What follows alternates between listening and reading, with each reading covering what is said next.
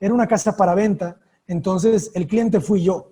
Y si le hacemos caso a lo que decía Picasso, que decía que toda la verdadera obra de arte es autobiográfica, Picasso decía que él no necesitaba llevar un diario, que para eso pintaba. Entonces, cuando la obra es honesta, ¿saben? Entonces, para mí esta casa es un reflejo de lo que yo soy, ¿no? O sea, si yo me muriera mañana, esta casa soy yo. Entonces, y aquí empieza a tomar muchísima importancia ya el sol. Y todo es por algo que me pasó. Yo un día iba regresando en los primeros meses de cuando regresé de la maestría y me encuentro a una clienta, a una de estas dueñas de las casas que les decía que proyecté en esa empresa. Y le pregunto, oye, ¿cómo está tu casa? Porque yo me fui cuando su casa empezaba a construirse, entonces nunca la vi construida. Entonces ella me dice, no, pues la casa está muy bonita, Abraham, a todo el mundo le gusta mucho, pero no podemos estar en nuestra sala comedor desde las 2 de la tarde hasta las 7 de la tarde porque es un horno. Y en ese momento pues se me cayó la cara, ¿no? O sea, ¿qué le decía? O sea, pues no sé, pues ponle un techito, ponle un arbolito, o sea, protégete, ¿no? Unas buenas cortinas. Pero realmente, o sea, me hizo darme cuenta que yo antes diseñaba pues por lo que me gustaba, ¿saben? Me gusta la fachada cerrada, pues aquí me voy a cerrar. Y aquí me quiero abrir, pues aquí me voy a abrir. Pero no entendía que todas las decisiones de diseño tienen que estar planteadas de acuerdo a la orientación solar y de acuerdo a un contexto. ¿Qué pasa alrededor mío? Hay una montaña, hay una vista interesante, hay un parque. Entonces, la arquitectura tiene que responder a muchas cuestiones. Y cuando uno va respondiendo a todas esas cuestiones, si uno es agudo y si uno pone atención a la orientación solar, a los vientos dominantes, al programa, muchísimas veces en estas casas, las casas se diseñan por entender realmente cuáles son los espacios que te está pidiendo el cliente. Entonces, cuando yo digo que la arquitectura, el problema de arquitectura es como el problema médico.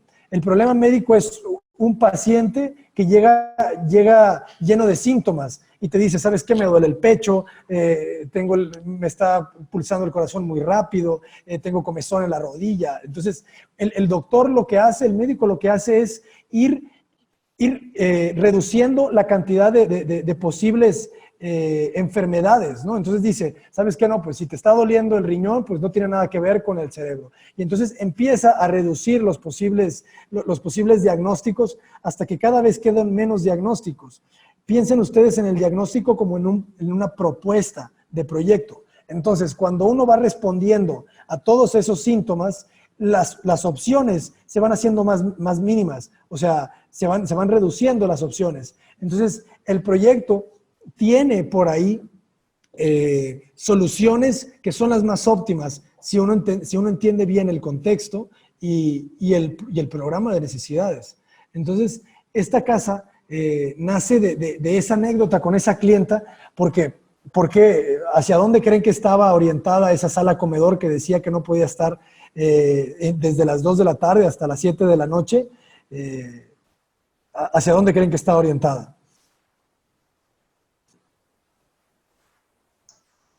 Poniente. Poniente, exactamente.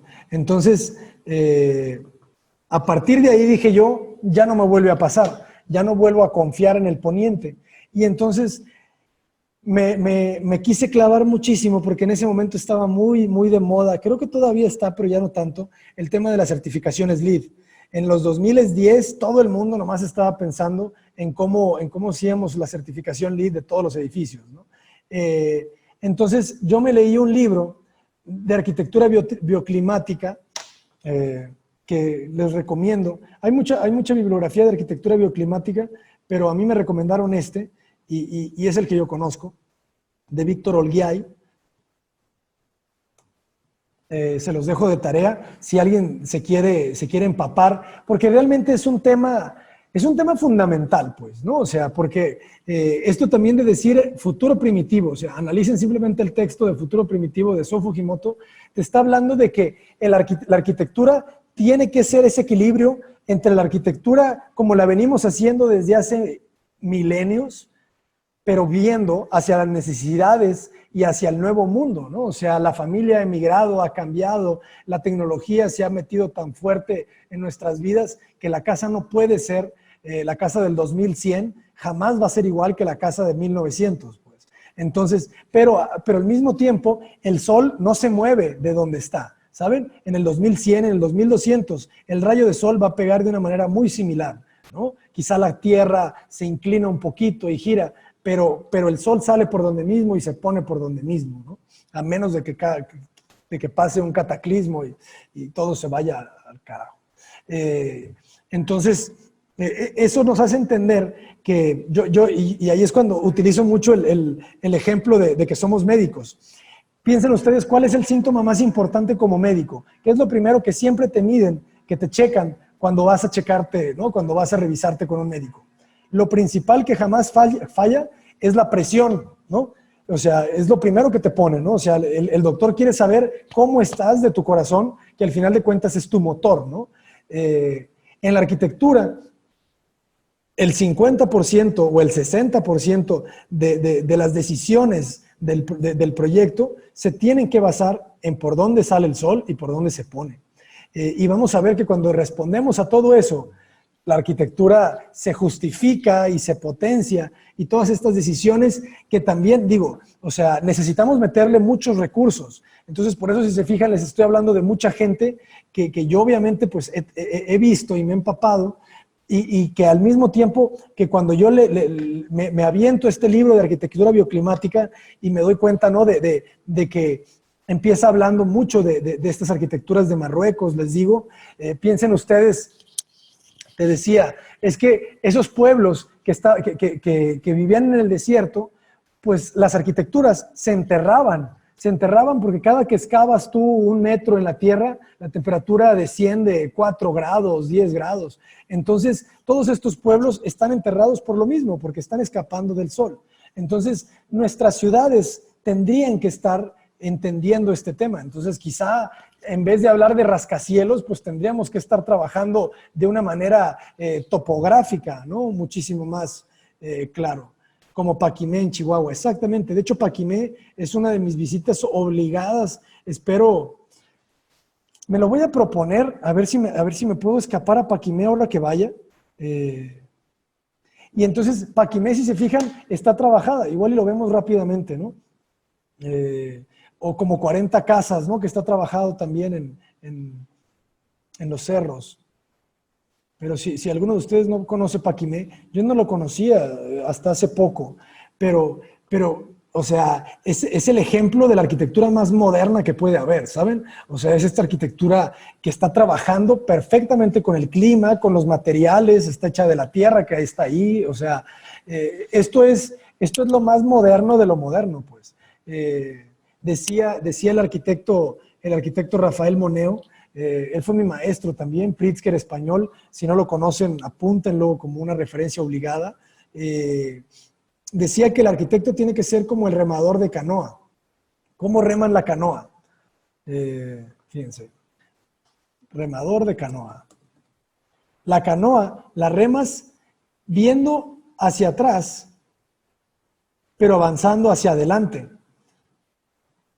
¿Saben? Entonces, así tiene que ser el arquitecto. Tiene que estar viendo todo lo que se hizo hace 10 años, hace 100 años, hace 1000 años, entender por qué lo hicieron. Porque ya el problema que ustedes tienen, alguien ya más lo tuvo y ya lo resolvió de alguna manera. Entonces, seríamos tontos si no utilizáramos todo ese aprendizaje generado para poder potenciar lo que vamos a proponer, ¿no? Entonces, a mí me encanta esa analogía, ¿no? Porque es así, viendo hacia atrás, pero avanzando hacia adelante. Entonces, y otra vez, volvemos a esta arquitectura de la naturaleza, ¿saben? O sea, ahorita yo traigo mucho ese tema, ¿no? Porque de repente hay gente que dice que no, que la arquitectura es pura basura artificial y no sé qué. Es como si ustedes me dijeran que los panales de las abejas son artificiales. ¿Saben? Los nidos de los pájaros son artificiales, las madrigueras son artificiales. Todo lo que produzca el humano es natural porque somos animales, pues. Entonces, nuestra arquitectura tendría que ser mucho más apegada a las leyes de la naturaleza, ¿no? Entonces sí, esto está buenísimo. No sé si ya lo conozcas tú, pero voy a tratar de visitarlo. Entonces, regreso un poco. Entonces, en esta casa, ya con el entendimiento del sol, ya muchísimo más consciente de la importancia del sol, se toman decisiones. ¿Por qué? Porque en esta casa, otra vez estamos dentro de condominios cerrados, lo mismo. Entonces, aquí pasaba algo interesante, porque el fraccionamiento está en las faldas de lo que es el bosque de la primavera aquí en Guadalajara, que es como el principal pulmón de la ciudad, ¿no? El pulmón verde. Entonces, este fraccionamiento, pues te lo venden como con la idea de que vas a vivir rodeado de verde y de bosque, ¿no? Pero es mentira, porque a los lados vas a tener casas, atrás vas a tener casas, enfrente vas a tener casas. Entonces, todas esas vistas se van a perder, ¿no? Entonces, para mí eso pues fue como clave en decir, ¿sabes qué? No me interesa tanto entonces andar buscando vistas hacia el exterior, yo me voy a ensimismar, ¿no? Y a encerrar en mí mismo. Les pido por favor que pongan el botón en mute para... A ver, perdón. Ah, ok, gracias. Entonces sigo. Sí, es que me distraigo mucho cuando escucho otros ruidos. Y entonces, esta casa, ahora sí ya el norte va a ser lo más importante. Tenemos, esta fachada es oriente, esta fachada es poniente, ¿no? Norte y sur. Entonces, aquí teníamos 3 metros de servidumbre posterior, 3 metros de servidumbre frontal, 2 metros de servidumbre lateral, ¿no? Entonces, toda esta zona no se podía construir, ¿no? Como ya la misma servidumbre posterior te obliga, ¿no? Te obliga a dejar jardín, lo más usual en este tipo de casas, ¿no? En este fraccionamiento, es mandar la sala comedor viendo hacia atrás, porque ya traes un jardín, ¿saben? A ver. ¿Qué espacio le di a la cochera? Ahí voy para allá. Ahorita hablamos de la cochera. Entonces, lo usual sería mandar sala-comedor, pues viendo hacia ese jardín, porque ya lo tienes, pues. Entonces, es como la distribución más usada en estos lotes en específico. Pero ¿qué pasa? Que está el poniente. Entonces yo dije, a mí ya no me vuelve a pasar eso. Entonces mi primera decisión de diseño fue respondiendo a la orientación solar. Entonces aquí es cuando digo que se empieza a poner muy miesiano. Y empiezo a diseñar más que proponiendo, empiezo a diseñar restando posibilidades a través de una idea. Entonces, repito otra vez, o sea, mi primera decisión va a ser mandar la sala comedor al frente, porque yo ya no quiero mandarla atrás, ¿no? Porque le estoy sacando la vuelta al poniente. Entonces digo yo, voy a mandar mi sala comedor al este, ¿no? Entonces me da la excusa perfecta para volver a utilizar el concepto del muro pantalla, que si recordamos, vamos a decir que este es el nivel de machuelo de la calle. Mi primera decisión es las cocheras, ¿no? Porque siempre nos piden cocheras. Entonces yo doy un offset, que es esta línea en paralela de 5.50, que me genera mis cocheras, ¿no? Entonces esa es la primera decisión. Y la segunda decisión es, como yo estoy mandando mi sala comedor al frente, acuérdense que el muro pantalla lo que hace es dividir dos vacíos, ¿no? Entonces, yo voy a ver mi sala comedor, voy a hacer otro offset, le doy más o menos 2.50 y hago otro offset para hacer mi sala comedor, ¿no? Entonces, aproximadamente le doy 2.50 a mi jardín, 4.50 a mi pieza de sala comedor, y fíjense cómo por responder a la orientación solar y utilizar esta idea del muro pantalla que había trabajado en casas posteriores, utilizo la herramienta, pues, porque el ejercicio me daba para utilizar esa herramienta. Entonces, otra de las decisiones fue la siguiente línea, es un offset de 1 metro 10. Tuve un maestro en la maestría que no le gustaban las escaleras de 2 rampas, al arquitecto Pachi Mangado. Entonces, todos sus proyectos los pedía con una sola rampa. Entonces, todos estos proyectos que vamos a estar viendo a continuación tienen ese guiño a Pachi, ¿no?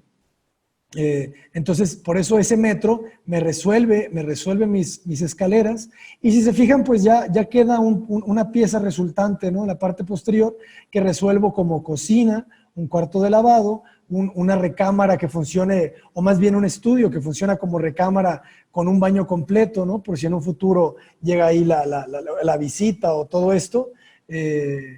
Pero ya, si se fijaban, o sea, la mitad de la casa estaba diseñada, o más de la mitad de la casa estaba diseñada por responder a la orientación solar, ¿no? La decisión de mandarme mi sala comedor al frente me permitía generar la pantalla para no tener vistas hacia la calle, generó mi jardín y luego mi sala comedor, ¿no? La idea de la escalera, entonces me queda una pieza restante, ¿no? En la siguiente planta, las escaleras siempre voy a buscarlas colocar en un punto central de la planta. Ingeniero, esto para ti es básico. Todas las circulaciones verticales deben de estar en puntos centrales de la planta para que sea más eficiente la distribución. Imagínate que yo subo en mis escaleras a este punto, voy a tener que recorrer mucho más para poder accesar a los distintos espacios. Cuando uno llega a puntos centrales, es más fácil distribuirse, se vuelve más eficiente la planta, ¿no? Entonces, circulaciones verticales en puntos centrales es básico, ¿no?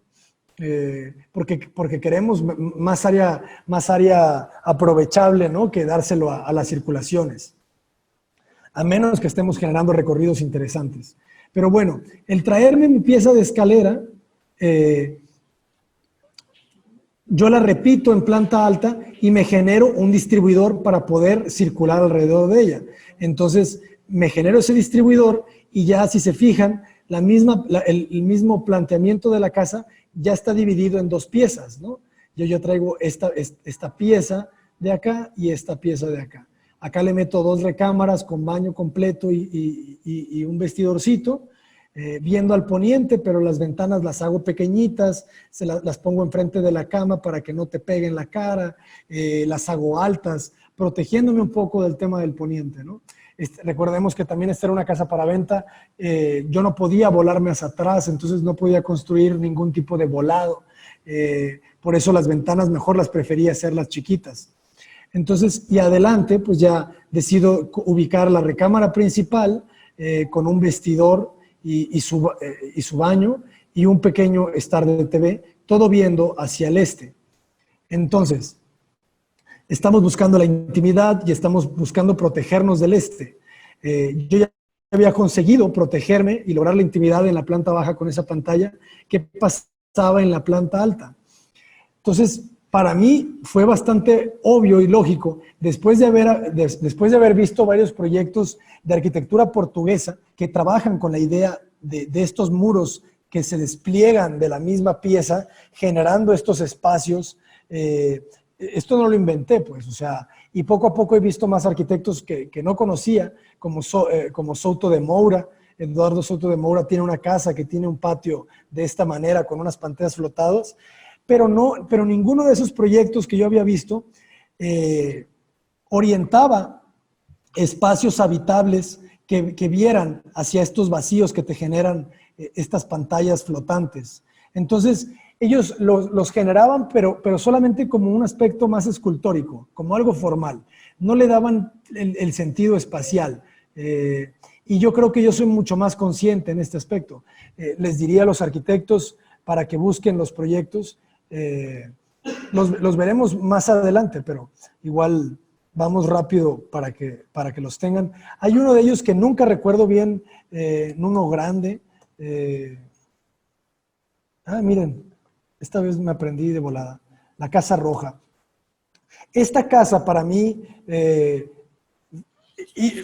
hizo una epifanía, ¿saben? Esta casa yo la conocí en el 2008 y vean esto. Este cuate parece que fue tan buena esta casa que dejó la arquitectura y ahora ya da clases, creo que es el director de Harvard y es jurado del Pritzker, pero para mí esta casa es la semilla, ¿no?, que germinó en unas arquitecturas que todavía seguimos trabajando, ¿no? Pero fíjense, o sea, yo veía esto y veía ese despliegue de la misma, de esos muros flotando allá arriba, pero otra vez lo que les digo, el espacio no lo aprovecha ningún espacio interior, solamente te está conteniendo el vacío, te genera estas especies de terrazas, pero no hay mucho de espacios que vean ahí abajo, ¿no?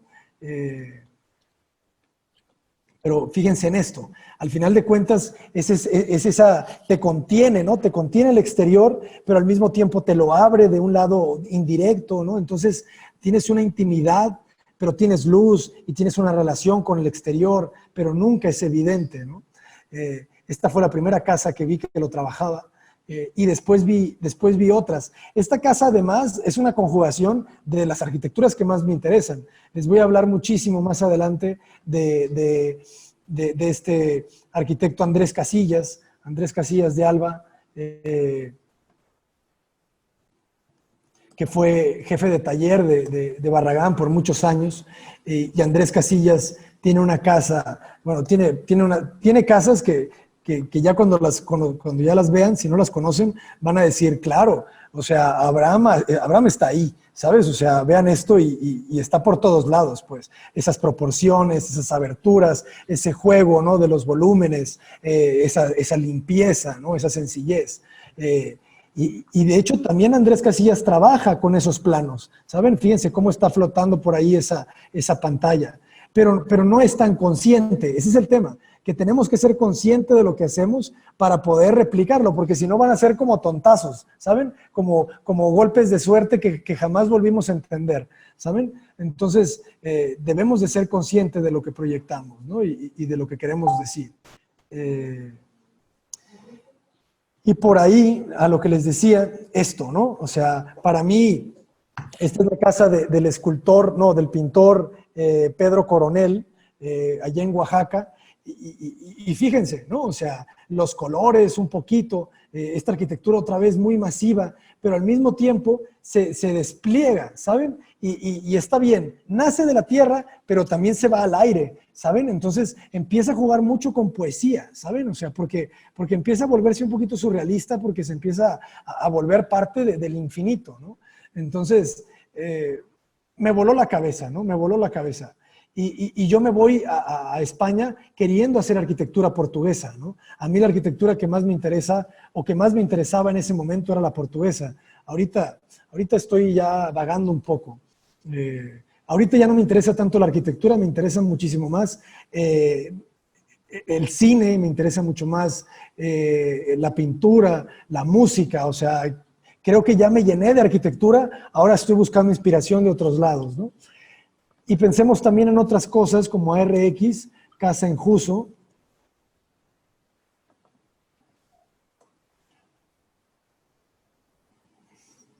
Esta es la otra casa que aquí todavía es más claro, fíjense cómo lo trabaja, ¿no?